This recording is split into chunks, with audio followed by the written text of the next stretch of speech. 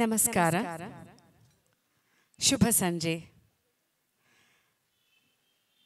ಆಗಮಿಸಿರುವಂಥ ಪರಮ ಪೂಜ್ಯರಿಗೆ ಪ್ರಣಾಮಗಳನ್ನು ಸಲ್ಲಿಸುತ್ತಾ, ಆಗಮಿಸಿರುವ ಎಲ್ಲ ಕಲಾ ಬಾಂಧವರಿಗೂ, ಕಲಾ ಆಸಕ್ತರಿಗೂ,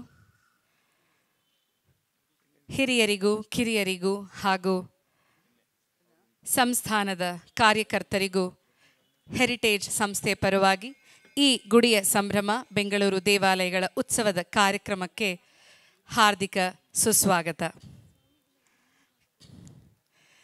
ಗುಡಿಯ ಸಂಭ್ರಮ ಬೆಂಗಳೂರು ದೇವಾಲಯಗಳ ಉತ್ಸವವನ್ನು ಬೆಂಗಳೂರಿನ ಅನೇಕ ದೇವಾಲಯದ ಆವರಣದಲ್ಲಿ ಕಳೆದ 6 ವಾರಗಳಿಂದ ಸಂಗೀತ ಮತ್ತು ನೃತ್ಯ ಸಂಭ್ರಮದೊಂದಿಗೆ ಆಚರಿಸಲಾಗುತ್ತಿದೆ. ಈ ಸಂಜೆ ಕಾರ್ಯಕ್ರಮದ ಕಡೆಯ ದಿನವಾಗಿ, ಕಡೆಯ ವಾರಾಂತ್ಯವಾಗಿ ಸಮಾರೋಪ ಸಮಾರಂಭವನ್ನು ಈ ಸಂಜೆ ಆಯೋಜಿಸಿದ್ದೇವೆ. ಇದಕ್ಕಾಗಿ ನಮಗೆ ಹರಸಲು ಆಗಮಿಸಿದ್ದಾರೆ ಶ್ರೀ ಆವನಿ ಶೃಂಗೇರಿ ಜಗದ್ಗುರು ಶಂಕರಾಚಾರ್ಯ ಸಂಸ್ಥಾನದ ಸ್ವಾಮೀಜಿಯವರು, ಶ್ರೀ ಶ್ರೀ ಶ್ರೀ ಅಭಿನವ ವಿದ್ಯಾಶಂಕರ ಭಾರತಿ ಮಹಾಸ್ವಾಮಿಗಳು. ಅವರು ವೇದಿಕೆಗೆ ಆಗಮಿಸಬೇಕು.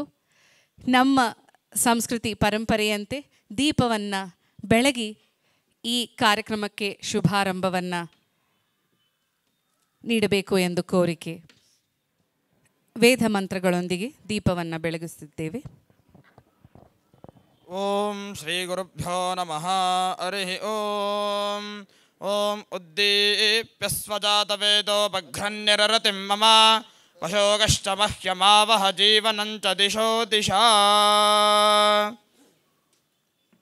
ಓಂ ಗಣಾನಾಂ ತ್ವಾ ಗಣಪತಿಗುಂ ಹವಾಮಹೇ ಕವಿಂ ಕವೀನಾಮುಪಮಶ್ರವಸ್ತಮಂ ಜ್ಯೇಷ್ಠರಾಜಂ ಬ್ರಹ್ಮಣಾಂ ಬ್ರಹ್ಮಣಸ್ಪದಾನ ಶೃಣ್ವನ್ನೋತಭಿಸ್ಸೇದಸಾದನಂ ಪ್ರಣೋ ದೇವಿ ಸರಸ್ವತಿ ವಾಜೇಭಿರ್ವಾಜಿನೀವತಿ ಧೀನಾಮವಿತ್ರ್ಯವತು ಆನೋ ದಿವೋ ಬೃಹದಃ ಪರ್ವತಾತ ಸರಸ್ವತಿ ದದಾಗಂತು ಯಜ್ಞಂ ಹವನ್ ದೇವಿ ದುರುಷಾನ ಘೃತಾತಿ ಶಗ್ಮಾನ್ನೋ ವಾಚಮುಷತಿ ಶೃಣೋತು.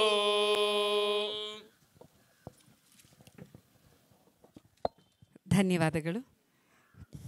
ಪರಮ ಪೂಜ್ಯರಿಗೆ ಪ್ರಣಾಮಗಳನ್ನು ಸಲ್ಲಿಸುತ್ತಾ ಈ ಸಂಜೆಯ ಕಾರ್ಯಕ್ರಮವನ್ನು ಆರಂಭಿಸುತ್ತಿದ್ದೇವೆ. ತಮ್ಮೆಲ್ಲರಿಗೂ ತಿಳಿದಿರುವಂತೆ ಗುಡಿಯ ಸಂಭ್ರಮವು ಪ್ರತಿ ವರ್ಷವೂ ಸಹ ಒಂದೊಂದು ಹೊಸ ಶೀರ್ಷಿಕೆಯಲ್ಲಿ ಸಮರ್ಪಿಸಲಾಗುತ್ತದೆ. ದೇವಾರ್ಪಿತ ವೃಕ್ಷಗಳು, ದೇವಾರ್ಪಿತ ಪಶು ಪಕ್ಷಿಗಳು, ದೇವಾರ್ಪಿತ ಪರ್ವತಗಳು, ದೇವಾರ್ಪಿತ ಜಲಮೂಲಗಳು ಹಾಗೂ ಈ ಸಾಲಿನ ಉತ್ಸವವು ದೇವಾರ್ಪಿತ ಪೃಥ್ವಿ ಅಥವಾ ಭೂದೇವಿಗೆ ಸಮರ್ಪಿಸಲಾಗುತ್ತಿದೆ. ಪೃಥ್ವಿ ಮಾನವನ ಅಸ್ತಿತ್ವಕ್ಕೆ ಆವಾಸ ಸ್ಥಾನವಾಗಿರುವ ಏಕೈಕ ತಾಣ. ನಮ್ಮ ಹಿಂದಿನ ಪೀಳಿಗೆಯವರು ಪೃಥ್ವಿಯನ್ನು ನೋಡುತ್ತಿದ್ದ ದೃಷ್ಟಿ ಬಹಳ ವಿಶಿಷ್ಟವಾದದ್ದು. ಭೂಮಿ ತಾಯಿಗೆ ಸಮಾನವಾಗಿ ಧರಣಿ, ಧರಿತ್ರಿ, ಧರೆ, ವಸುಂಧರೆ ಹೀಗೆ ಅನೇಕ ಹೆಸರುಗಳಿಂದ ಕರೆದು ಹಾಡಿ ಹೊಗಳಿದ್ದಾರೆ. ಬೆಳಗಾಗಿ ನಾನೆದ್ದು ಯಾರ್ಯಾರ ನೆನೆಯಲಿ, ಎಳ್ಳು ಜೀರಿಗೆ ಬೆಳೆಯೋಳು ಭೂಮ್ತಾಯಿ, ಎದ್ದೊಂದು ಗಳಿಗೆ ನೆನೆದೇನ. ಜೀವನಕ್ಕೆ ಆಶ್ರಯವಾಗಿರುವ ಅವಳನ್ನು ಬೆಳಗೆದ್ದು ನೆನೆಯುವುದು ಈ ನಮ್ಮ ಹಿಂದಿನ ಪೀಳಿಗೆಯವರ ನಿತ್ಯ ಬದುಕಿನ ಪಾಠವಾಗಿತ್ತು. ಭೂಮಿ ತಾಯಿ ಮುನಿಸಿಕೊಂಡರೆ ಕ್ಷಾಮ ತಲೆದೋರುತ್ತದೆ, ಭೂಮಿ ನಡುಗುತ್ತದೆ ಎಂಬ ಭಾವ ಭಯ ಅವರಲ್ಲಿತ್ತು. ಶರಣರು ಹೇಳಿರುವಂತೆ, ಒಲೆ ಹತ್ತಿ ಉರಿದೊಡೆ ನಿಲ್ಲಬಹುದು, ಧರೆ ಹತ್ತಿ ಉರಿದೊಡೆ ನಿಲ್ಲಬಹುದೇ. ಈ ಮಾತನ್ನು ಹೇಳಿ ನಮ್ಮೆಲ್ಲರನ್ನ ಚಿಂತಿಸುವ ಹಾಗೆ ಮಾಡಿದ್ದಾರೆ. ಪ್ರಕೃತಿಯ ಸಮತೋಲನವನ್ನು ಕದಡಿ ತನ್ನ ಅಳಿವಿಗೆ ತಾನೇ ಕಾರಣವಾಗಿರುವ ಮಾನವನ ದುರಾಸೆಗೆ ಕಡಿವಾಣ ಹಾಕುವುದು ಹೇಗೆ ಎಂಬ ಚಿಂತನೆ ಎಲ್ಲರಲ್ಲಿ ನಡೆಯಬೇಕು. ಅಂತೆಯೇ ಈ ಉತ್ಸವವು ಭೂದೇವಿಯ ಸಂರಕ್ಷಣೆ, ಅವಳೊಡನೆ ಮಾನವನ ಬಾಂಧವ್ಯ ಮತ್ತು ಅವಳ ಕರುಣೆಯನ್ನು ಹಾಡಿ ಹೊಗಳುವ ಅವಕಾಶವನ್ನು ಮೆರೆಸುತ್ತಿದೆ. ಈ ಸುಂದರ ಸಂಜೆ ಪರಮಪೂಜ್ಯರು ಆಗಮಿಸಿರುವುದು ನಮ್ಮ ಸೌಭಾಗ್ಯ. ತಮ್ಮೆಲ್ಲರನ್ನು ಕುರಿತು ನಮ್ಮೊಂದಿಗೆ ಅವರ ಆಶೀರ್ವಚನವನ್ನು ಬೇಡುತ್ತಿದ್ದೇನೆ. ಮಹಾಸ್ವಾಮಿಗಳು. ಶರದಿಂದು ವಿಕಾಸಿ ಮಂದಹಾಸಾಂ ಸ್ಫುರದಿಂದೀವರಲೋಚನಾಭಿರಾಮಾಂ ಅರವಿಂದ ಸಮಾನ ಸುಂದರಾಸ್ಯಾಂ ಅರವಿಂದಾಸನ ಸುಂದರೀಮುಪಾಸೆ. ಭೂಮಿ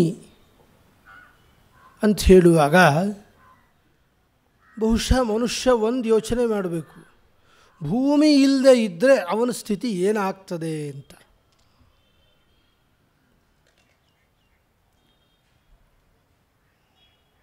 ನಮ್ಮ ವೇದ ಒಂದು ಮಾತನ್ನು ಹೇಳ್ತದೆ, ಇವತ್ತು ಈ ವಾತಾವರಣ ಇಷ್ಟು ಚೆನ್ನಾಗಿದೆ, ಸಾಕಷ್ಟು ಗಿಡಮರಗಳು, ವಾಯುಪುತ್ರನಾದಂಥ ಆಂಜನೇಯನ ಸನ್ನಿಧಾನ, ಈ ಎಲ್ಲಕ್ಕೂ ಆಶ್ರಯ ಯಾವುದು? ಅದೇ ಗೊತ್ತಿಲ್ಲದ ಸ್ಥಿತಿಯಲ್ಲಿ ನಾವಿದ್ದೇವೆ. ಅದಕ್ಕೆ ವೇದ ಒಂದು ಮಾತನ್ನು ಹೇಳ್ತದೆ, ಆರಾಮಮತ್ರ ಪಶ್ಯಂತಿ ನತಂ ಪಶ್ಯಂತಿ ತೇ ಜನಾಃ ಅಂತ. ಒಬ್ಬ ವ್ಯಕ್ತಿ ಒಂದು ಉದ್ಯಾನವನಕ್ಕೆ ಹೋಗ್ತಾನೆ. ಹೋಗಿ ಸುಮಾರಷ್ಟು ಕಾಲ ಅಲ್ಲಿ ಸುತ್ತಾಡಿ ಗಾಳಿಯನ್ನು ಸ್ವೀಕಾರ ಮಾಡಿ ತನ್ನ ದೇಹಕ್ಕೆ ಮನಸ್ಸಿಗೆ ಎಲ್ಲಕ್ಕೂ ನೆಮ್ಮದಿಯನ್ನು ಪಡೆದು ಬರ್ತಾನೆ. ಅದರಲ್ಲೂ ಇವತ್ತಿನ ಕಾಲ ಜನಗಳ ಸ್ಥಿತಿ ಹಾಗೆ ಅಂದರೆ, ಹಿಂದೆ ಅವಶ್ಯಕತೆ ಇರಲಿಲ್ಲ. ಹಿಂದೆ ಮನೆಯಲ್ಲೇ ಎಲ್ಲವೂ ಇತ್ತು. ಇವತ್ತು ಮಿಕ್ಸಿ, ಗ್ರೈಂಡರ್, ಕುಕ್ಕರ್ ಬಂದಿದ್ದರಿಂದ ಮನೆಯಿಂದ ಹೊರಬರಬೇಕಾಗಿದೆ. ಆದರೆ ಅವ ಎಲ್ಲಿಯೇ ಹೋದರೂ ಸಹಿತ ಆ ಪೃಥ್ವಿ ಭೂಮಿಯನ್ನು ಬಿಟ್ಟು ಜಾಗ ಇಲ್ಲ ಅವನಿಗೆ. ಆ ಉದ್ಯಾನವನವನ್ನು ಸುತ್ತಾ ಸುತ್ತಾ ಸುತ್ತಾ ಅವನ ದೇಹಕ್ಕೆ ಸೌಖ್ಯ ಆಗ್ತದೆ, ಮನಸ್ಸಿಗೆ ಸಂತೋಷ ಸಿಗ್ತದೆ. ಆದರೆ ಇದನ್ನು ಕೊಟ್ಟಂತಹ, ಈ ಭೂಮಿಯನ್ನು ಕೊಟ್ಟಂಥ ಭಗವಂತನನ್ನು ಮಾತ್ರ ಸ್ಮರಣೆ ಮಾಡೋದಿಲ್ಲ ಅವನು. ನತಂ ಪಶ್ಯಂತಿ ತೇ ಜನಾಃ, ಇದನ್ನು ಯಾರು ಕೊಟ್ಟಲ್ಲ ಭಗವಂತ, ಅವನನ್ನು ನೋಡೋದಿಲ್ಲ ಅವನ ಬಗ್ಗೆ ಗಮನ ಇಲ್ಲ ಅವನಿಗೆ. ಅಂದರೆ ಈ ಮನುಷ್ಯನಿಗಿಂತ ಕೃತಜ್ಞ ಇನ್ಯಾರೂ ಇಲ್ಲ ಅನ್ನೋದನ್ನು ತೋರಿಸಿಕೊಡ್ತದೆ ಶ್ರುತಿ. ಹಿಂದೆ ಕೂಡ ಒಬ್ಬ ತಾಯಿ ಮನೆಯಲ್ಲಿ ಅಡುಗೆ ಮಾಡಬೇಕಾದ್ರೆ, ಇವತ್ತಿನ ಗ್ಯಾಸು ಗೀಸು ಇರಲಿಲ್ಲ, ಅವತ್ತು ಮಣ್ಣಿನ ಒಲೆ. ಆ ತಾಯಿ ಸ್ನಾನ ಮಾಡಿ ಕೈಯೆಲ್ಲ ನೀರನ್ನು ತರ್ತಾಯಿದ್ರು. ಮಣ್ಣಿನ ಒಲೆ ಮೇಲೆ ಆ ನೀರನ್ನು ಹಾಕಿ ಈ ಅಂಗುಷ್ಟ ಬೆರಳಿಂದ ಚೆನ್ನಾಗಿ ಅದನ್ನು ಉಜ್ಜಿ ಹಣೆಗಿಟ್ಕೊಂಡು ಅದರ ಮೇಲೆ ಕುಂಕುಮ ಇಟ್ಕೊಳ್ತಾ ಇದ್ದರು. ಯಾತಕ್ಕೆ? ನಮ್ಮ ಹಿರಿಯರು ಮಾಡಿದಂತಹ ಏನು ಸಂಪ್ರದಾಯಗಳಿದೆಯಲ್ಲ, ಯಾವುದು ಅಸಂಬದ್ಧ ಅಲ್ಲ, ಪ್ರಮಾಣವಾಗಿರ್ತಕ್ಕಂಥದ್ದು.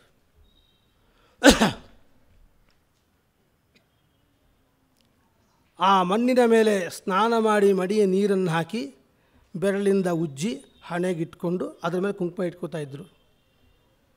ಯಾತಕ್ಕಾಗಿ ಅಂದರೆ, ಆ ಭೂಮಿಗೆ ಎಷ್ಟು ತಾಳ್ಮೆ ಇದೆಯೋ ಅಷ್ಟು ತಾಳ್ಮೆ ನನಗೆ ಬರಲಿ ಅಂತ.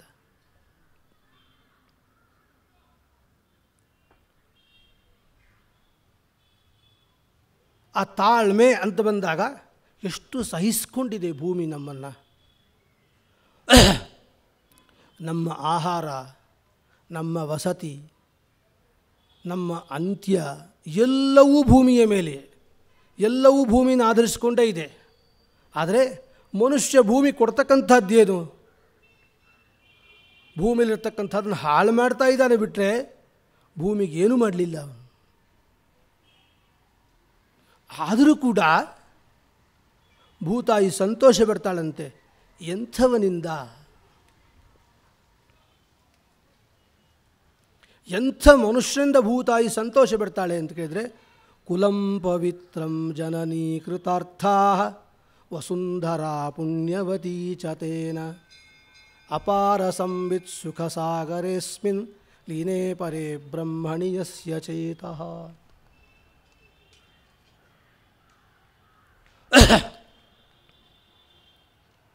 ಒಬ್ಬ ಯೋಗಿ ಭೂಮಿಯಲ್ಲಿ ಜನನ ಮಾಡಿದರೆ, ಒಬ್ಬ ದೊಡ್ಡ ಮಹಾತ್ಮ ಭೂಮಿಯಲ್ಲಿ ಅವತಾರ ಮಾಡಿದರೆ, ಒಬ್ಬ ಸಾಧು ಸನ್ಯಾಸಿ ಭೂಮಿಯಲ್ಲಿ ಅವತಾರ ಮಾಡಿದರೆ, ಭೂತಾಯಿ ಈ ಎಲ್ಲ ನೋವನ್ನು ಮರೆತು ಸಂತೋಷ ಪಡ್ತಾಳಂತೆ. ಯಾಕೆಂದರೆ ಅಂತಹ ಒಬ್ಬ ವ್ಯಕ್ತಿಗೆ ನನ್ನಲ್ಲಿ ಜನ್ಮ ಆಯಿತಲ್ಲ ಅಂತ. ಅಂದರೆ ಮನುಷ್ಯ ಮಾಡಿದ ಇಷ್ಟ ಪಾಪವನ್ನು, ಕೋಟ್ಯಂತರ ಜನಗಳು ಮಾಡಿದ ಪಾಪವನ್ನೂ ತಾಯಿ ಕ್ಷಮಿಸಿ ಆ ಒಬ್ಬ ಮಗನಿಂದ ಸಂತೋಷ ಪಡ್ತಾಳೆ ಅಂತೇಳಿದರೆ ಭೂಮಿಗೆ ಎಷ್ಟು ತಾಳ್ಮೆ ಇದೆ, ಎಷ್ಟು ಸಹನೆ ಇದೆ ಭೂಮಿಯಲ್ಲಿ. ಅಂತಹ ಭೂಮಿ ಇವತ್ತು ವಿಪರೀತವಾಗ್ತಾ ಇದೆ. ಭೂಮಿಯಲ್ಲಿ ತುಂಬ ವ್ಯತ್ಯಾಸಗಳಾಗ್ತಾ ಇದೆ. ಯಾರು ಮಾಡಿದ್ದು? ಎಲ್ಲ ನಾವೇ ಮಾಡಿದ್ದು. ನಮ್ಮ ಸ್ವಾರ್ಥಕ್ಕಾಗಿಯೇ ನಾವೇ ಮಾಡಿದ್ದು. ಮಳೆಯ ನೀರು ಭೂಮಿಯೊಳಗಿಂಗಿದ್ರೆ ಫಲವೃಕ್ಷಾದಿಗಳು ಚೆನ್ನಾಗಿ ಬಂದು ನಿನಗೆ ಆಹಾರ ಸಿಗ್ತದೆ. ನೀನು ಎಲ್ಲವನ್ನೂ ಬೀಳಿಸಿ ಸಿಮೆಂಟ್ ಹಾಕಿ ನೀರೇ ಒಳಗೆ ಹೋಗದಾರ ಮಾಡಿದರೆ ನಿನಗೇ ಆಹಾರ ಇಲ್ಲ. ಯಾರು ಮಾಡಿದ್ದು?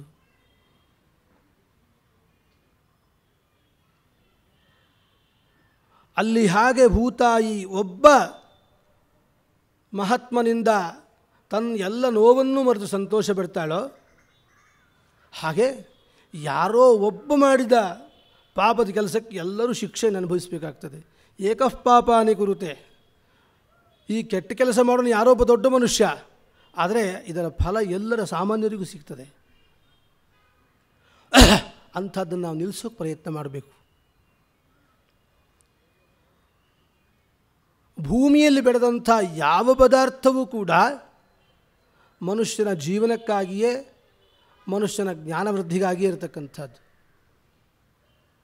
ಇವತ್ತು ಎಷ್ಟೋ ಕಡೆ ನೋಡ್ತೇವೆ ನಾವು, ನಮ್ಮ ಮಗ ಬುದ್ಧಿವಂತಲ್ಲ, ನಮ್ಮ ಮಗ ಚೆನ್ನಾಗಿ ಓದ್ತಾ ಇಲ್ಲ, ಡಾಕ್ಟ್ರ್ ಹತ್ರ ಹೋಗ್ತೇವೆ. ಡಾಕ್ಟ್ರ್ ಏನು ಮಾಡ್ತಾರೆ? ಅದಕ್ಕೆ ಯಾವುದೇ ಔಷಧಿ ಇಲ್ಲ. ನಮ್ಮ ಭೂಮಿಯಲ್ಲಿದೆ. ಇವತ್ತೆಲ್ಲ ಅದನ್ನೇ ಔಷಧಿ ಮಾಡಿ ಮಾರುವಂತಹ ಕಾಲಗಳು ಬಂದಿದೆ. ಇವತ್ತು ಬ್ರಾಹ್ಮಿ ಅಂತ, ಬ್ರಾಹ್ಮಿ ಸೊಪ್ಪನ್ನು ಪ್ರತಿಪತ್ತಿನ ಮೊದಲನೇ ದಿವಸ, ಅಮಾವಾಸ್ಯೆ ಮಾರನೇ ದಿವಸ ಕೈಯಲ್ಲಿ ಕಿತ್ತು ಹಾಗಿಲ್ಲ, ಆ ಬಳ್ಳಿಯಲ್ಲಿಯೇ ಒಂದು ಎಲೆಯನ್ನು ತಿನ್ನಬೇಕು. 2 ದಿವಸ 2 ಎಲೆ, ಹೀಗೆ ಪೌರ್ಣಿಮೆ ದಿವಸ 15 ಎಲೆ, ಮಾರನೇ ದಿವಸದಿಂದ 14, 13, 12, 1 ಹೀಗೆ ಮತ್ತೆ ಅಮಾವಾಸ್ಯೆಗೆ 1 ಎಲೆ, ಹೀಗೆ 3 ಆವೃತ್ತಿ ಮಾಡಿದರೆ ಅವನನ್ನು ಮೀರಿಸುವಂಥ ಬುದ್ಧಿವಂತರೇ ಹುಟ್ಟೋದಿಲ್ಲ ಅಂತಿದೆ. ಯಾರು ಕೊಟ್ಟದ್ದು? ಯಾವ ವೈದ್ಯ ಕೊಟ್ಟದ್ದು? ಪ್ರಕೃತಿ ಕೊಟ್ಟಂಥದ್ದು. ಇವತ್ತು ಜ್ವರಗಳಿದೆ. ಅದು 1 ಹೊತ್ತಿನ ಜ್ವರ, 2 ಹೊತ್ತಿನ ಜ್ವರ, ಪಾಕ್ಷಿಕ, ಮಾಸಿಕ, ಷಾಣ್ಮಾಸಿಕ, ಸಾಂವತ್ಸರಿಕ. ಕಾರ್ತವೀರ್ಯಾದ ಕವಚದಲ್ಲಿ ಹೇಳ್ತಾನೆ, ಸಾಂವತ್ಸರಿಕ ದುರ್ನಿವಾರ್ಯ ಜ್ವರಾಃ ಪರಮದಾರುಣಾ ಅಂತ ಹೇಳ್ತಾನೆ. ಆ ಜ್ವರಕ್ಕೆ ಒಂದು ಸೊಪ್ಪಿದೆ, ಶುದ್ಧ ಬೆಳೀತದೆ, ಗೌತಿ ಚಹಾ ಅಂತ. ಅದನ್ನೇನು ಮಾಡಬೇಡಿ, 4 ತುಂಡು ಮಾಡಿ ನೀರಲ್ಲಿ ಹಾಕಿ 1 ಗಂಟೆ ಕಾಲ ಕುದಿಸಿ 1 ಲೋಟ ನೀನು ಅರ್ಧ ಲೋಟ ಆಗುವವರೆಗೆ ಮಾಡೋದನ್ನು ಕುಡಿದ್ರೆ ಸಾಕು, ಜ್ವರ ಹೋಗ್ತದೆ. ಎಲ್ಲಿ ಬಂತು ಔಷಧಿ? ಯಾರು ಕೊಟ್ಟರು? ಎಲ್ಲ ಭೂಮಿ ಕೊಟ್ಟದ್ದಲ್ವಾ? ಎಲ್ಲ ಪ್ರಕೃತಿ ಕೊಟ್ಟದ್ದಲ್ವಾ? ಅಂಥ ಪ್ರಕೃತಿಯನ್ನು ನಾವು ನಾಶ ಮಾಡಿದರೆ ನಮ್ಮನ್ನು ನಾವೇ ನಾಶ ಮಾಡಿಕೊಂಡಾಗೆ. ಹಿಂದೆ ಒಂದು 50 ವರ್ಷಗಳ ಹಿಂದೆ ನಾವು ಹೋದರೆ ಒಂದು 4-5 ಕಾಯಿಲೆಗಳಿತ್ತು. ಅದರ ಬಿಟ್ಟರೆ ಮತ್ತೊಂದು ಕಾಯಿಲೆ ಇರಲಿಲ್ಲ. ಆ ಕಾಯಿಲೆಗಳಿಗೆ ಔಷಧಿ ಕಂಡು ಹಿಡಿಯೋಕ್ಕೆ ಹೋಗಿ ಎಷ್ಟು 1000 ಕಾಯಿಲೆ ಆಗಿದೆಯೋ ಗೊತ್ತಿಲ್ಲ ಇವತ್ತು. ಯಾರು ಮಾಡಿದ್ದು? ಕಾಳಿದಾಸ ಹೇಳ್ತಾನೆ, ಪಯಶ್ಚ ನಿಮ್ನಾಭಿಮುಖಂ ಪ್ರತೀಪಯೇತ್, ಪ್ರವಾಹಕ್ಕೆ ವಿರುದ್ಧವಾಗಿ ಈಸಬಾರ್ದು ಅಂತ. ಪ್ರಕೃತಿ ಏನು ಕೊಟ್ಟಿತ್ತು ಅದು ಸುಭಿಕ್ಷವಾಗಿತ್ತು, ಅದನ್ನು ತಗೊಂಡಿದ್ದರೆ ನಾವು ಕ್ಷೇಮವಾಗಿರ್ತಾ ಇದ್ವಿ. ಇನ್ನೂ ಬೇಕು ಅಂತ ಹೋದಾಗ ನಮ್ಮ ಆಹಾರವೇ ನಾವು ವಿಷ ಮಾಡಿಕೊಂಡಿದ್ದೇವೆ. ಆ ವರಾಹಸ್ವಾಮಿ ಯಾತಕ್ಕಾಗಿ ಭೂಮಿಯಲ್ಲಿ ಬಂದ ಅಂಥೇಳಿದರೆ ಭೂಮಿಯನ್ನು ಸಂರಕ್ಷಣೆ ಮಾಡಲಿಕ್ಕೆ. ಯಾಕೆ ಸಂರಕ್ಷಣೆ ಮಾಡಿದ? ಬಹುಶಃ ಇವತ್ತಿನ ನಾವು ಭೂಮಿಯನ್ನು ಹಾಳು ಮಾಡಿ ನೋಡಿದರೆ ಅವನು ಬೇಸರ ಮಾಡಿಕೊಡ್ತಾನೆ, ಅವತ್ತು ಸಂರಕ್ಷಣೆ ಮಾಡೇ ಇದ್ದರೆ ಚೆನ್ನಾಗಿತ್ತೋ ಏನೋ ಅಂತ.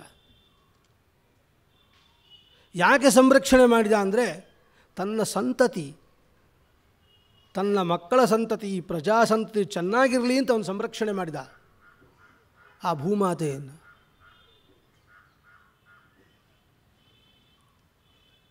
ಅಂಥ ಭೂಮಿಯನ್ನು ನಾವು ತಾಯಿ ಸಮಾನವಾಗಿ ಕಾಣಬೇಕು.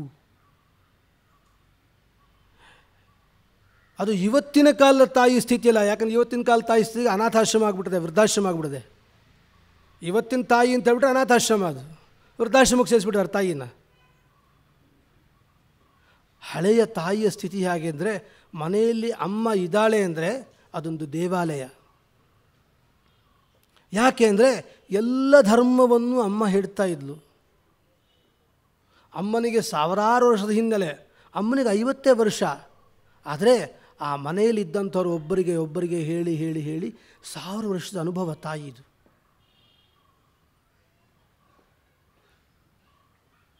ಅಂತಹ ಒಂದು ಉತ್ತಮ ಸಂಸ್ಕೃತಿಯನ್ನು ಬೆಳೆಸಲಿಕ್ಕಾಗಿ ಈ ಕಾರ್ಯಕ್ರಮ ಮಾಡ್ತಾ ಇದ್ದಾರೆ. ಸುಮಾರು 5-6 ವರ್ಷಗಳಿಂದ ನಾನೇ ಇದನ್ನು ಆರಂಭ ಮಾಡಿದ್ದೆ, ಗುಡಿ ಅಂಥೇಳಿ. ಎಂಥ ಸ್ಥಿತಿ ಅಂದರೆ, ನಾವು ಬೇರೆ ಯಾರನ್ನು ಬೈಯೋದು ಬೇಡ, ನಮ್ಮನ್ನು ನಾವೇ ಯೋಚನೆ ಮಾಡಿಕೊಂಡ್ರೆ ಸಾಕು. ಭೂಮಿಯನ್ನು ಹಾಳು ಮಾಡ್ತಾ ಇದ್ದೀರಾ ಅಂತ ನಮಗೆ ಇನ್ನೊಬ್ಬರು ಹೇಳಬೇಕಾ?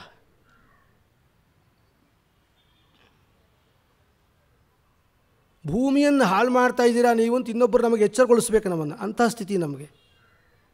ಅಂದರೆ ಎಷ್ಟು ಉನ್ಮಾದ ಸ್ಥಿತಿಯಲ್ಲಿ ನಾವಿದ್ದೇವೆ, ಎಷ್ಟು ನಮ್ಮ ಬುದ್ಧಿ ಕೆಟ್ಟು ಹೋಗಿದೆ ಅಂತ. ಹಾಗಾಗಬಾರ್ದು.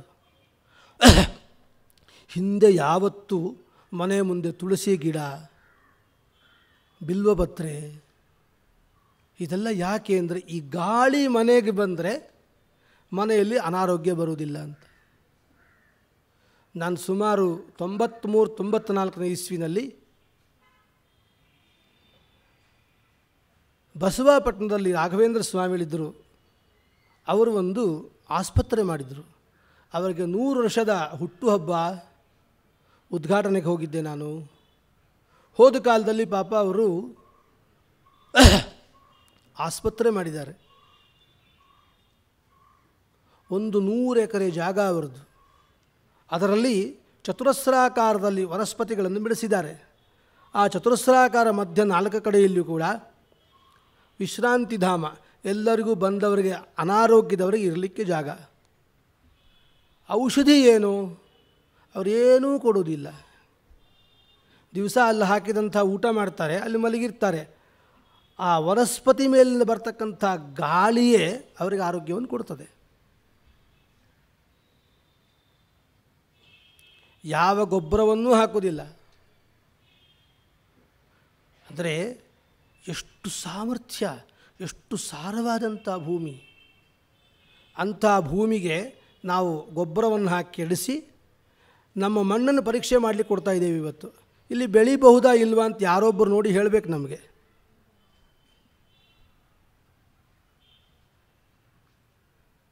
ಯಾತಕ್ಕೆ ಇದೆಲ್ಲ ಬೇಕಾದ ನಮಗೆ? ನಮ್ಮ ಹಿಂದಿನವರು ಸಮೃದ್ಧವಾಗಿರಲಿಲ್ವಾ? ಇವತ್ತು ಎಲ್ಲ ಮನೆಯಲ್ಲಿ ಎಲ್ಲ ಸೌಖ್ಯವೂ ಇದೆ, ಮಾನಸಿಕ ನೆಮ್ಮದಿ ಒಂದಿಲ್ಲ. ಯಾಕೆ?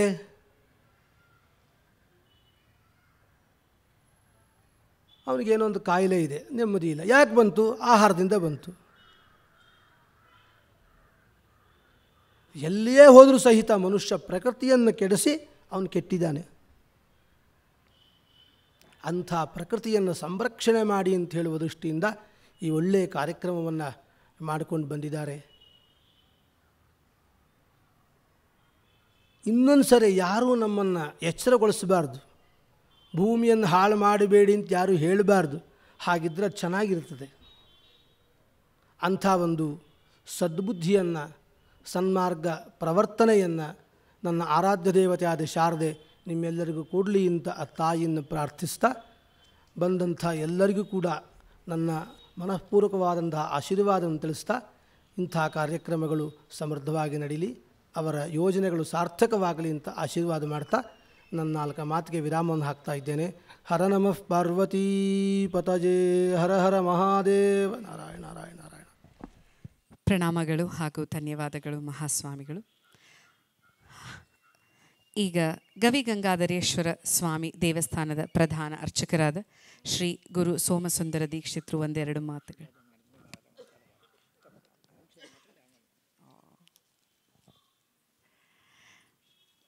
ಅವರ ಆಶೀರ್ವಚನದ ನಂತರ ತಾವು ಮಾತಾಡುವುದು ಸರಿಯಿಲ್ಲ ಅಂತೂ ಅವರ ಭಾವನೆ.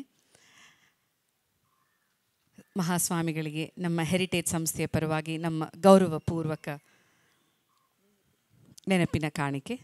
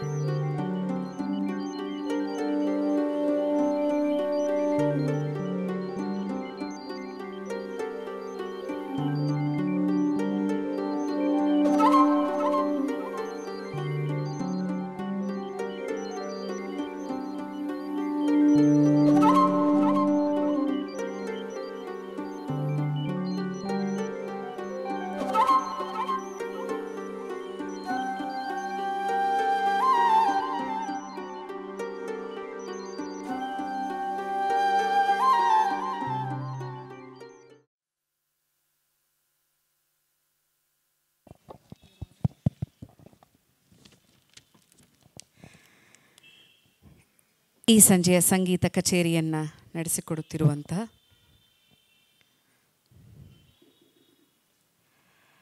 ಪ್ರಿಯ ಸಹೋದರಿಯರಿಗೆ ಮುಂಚೆ ನಮ್ಮ ಗುರು ಪ್ರಧಾನ ದೀಕ್ಷಿತರಿಗೆ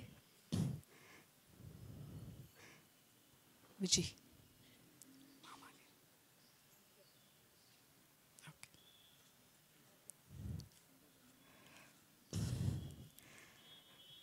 ಸಂಗೀತ ವಿದೂಷಿಯರು ಪ್ರಿಯ ಸಹೋದರಿಯರಿಗೆ ಸ್ವಾಮೀಜಿಯವರಿಂದ ಆಶೀರ್ವಾದ.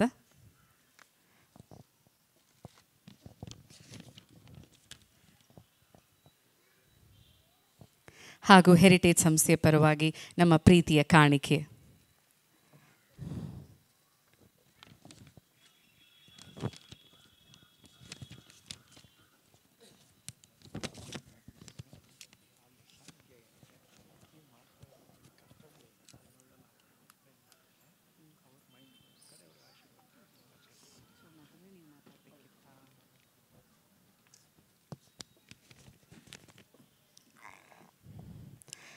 ವಯಲಿನ್ ವಾದಕರಾದ ವಿದ್ವಾನ್ ಶ್ರೀ ಮೈಸೂರು ವಿ ಶ್ರೀಕಾಂತ್,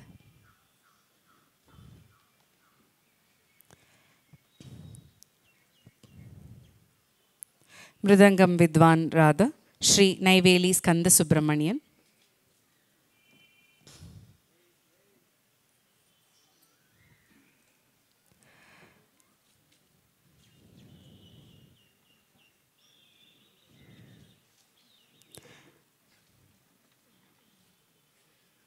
ಹಾಗೂ ಕಂಜರ ನುಡಿಸುವಂಥ ವಿದ್ವಾನ್ ಶ್ರೀ BS ಪುರುಷೋತ್ತಮ್.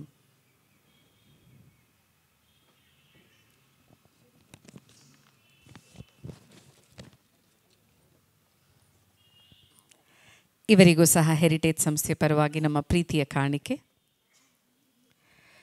ಇನ್ನು ಕೆಲವೇ ಕ್ಷಣಗಳಲ್ಲಿ ಸಂಗೀತ ಕಚೇರಿಯನ್ನು ಪ್ರಾರಂಭಿಸುತ್ತಿದ್ದೇವೆ. ಓಕೆ. ಹಾಗೂ ಶ್ರೀ ರಾಮಾಂಜನೇಯ ಸ್ವಾಮಿ ದೇವಸ್ಥಾನದ ಪ್ರಧಾನ ಅರ್ಚಕರು ಶ್ರೀ ನಟರಾಜ ದೀಕ್ಷಿತರು, ಇವರಿಗೂ ಸಹ ಸ್ವಾಮೀಜಿಯವರಿಂದ ಆಶೀರ್ವಾದ ಹಾಗೂ ಹೆರಿಟೇಜ್ ಸಂಸ್ಥೆಯ ಪರವಾಗಿ ನಮ್ಮ ಕಾಣಿಕೆ. ನಟರಾಜ ಮಾಮ ಅವರಿಗೆ.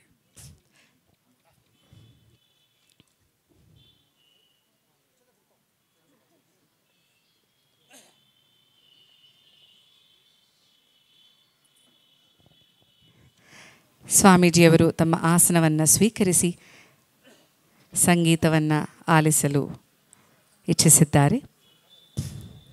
2010ನೇ ಇಸ್ವಿಯಲ್ಲಿ ನಾವು ಈ ಗುಡಿಯ ಸಂಭ್ರಮ ದೇವಾಲಯಗಳ ಉತ್ಸವವನ್ನು ಪ್ರಾರಂಭ ಮಾಡುವ ಒಂದು ಆಲೋಚನೆಯಲ್ಲಿ ಇದ್ದಾಗ ಶ್ರೀ ಮಹಾಸ್ವಾಮಿಗಳು ಸ್ವತಃ ತಾವೇ ಬಂದು ಹರಸಿ ಈ ಕಾರ್ಯಕ್ರಮವನ್ನು ಪ್ರತಿ ವರ್ಷವೂ ನೆರವೇರಿಸಲು ಅದಕ್ಕಾಗಿ ಅವರ ಆಶೀರ್ವಾದ ನಮ್ಮ ಮೇಲಿದ್ದೇ ಇದೆ ಎಂದು ಹೇಳಿ ಹರಸಿ ಇದಕ್ಕೆ ಒಳ್ಳೆ ಶುಭದ ಆರಂಭವನ್ನು ನೀಡಿದರು.